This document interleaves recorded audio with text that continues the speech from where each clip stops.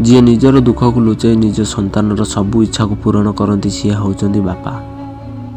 भगवान अटंती से माने जो माने मुंड ऊपर बापांकर हाथ थाए। दुनिया रे माँ ठार बड़ प्रेम किछि नाही।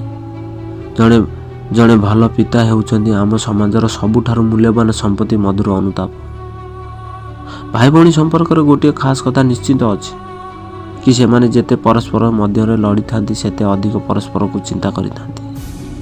भाई छोट हो कि बड़ निज भौणी की सुरक्षा देवार कर्तव्य केबे भी भूले नहीं। भाई भौणी को संपर्क हेउची दुनिया रे सबुठारु मूल्यवान संपर्क। भाई भौणी संपर्क रे टिके खास्टा रहिबा मध्य जरूरी, कारण यह सेमानक संपर्क को गभीरता करिथाए। गोटे बड़ भौणी सब बेले निज भाई को आगो को जीवाकू उत्साहित करे।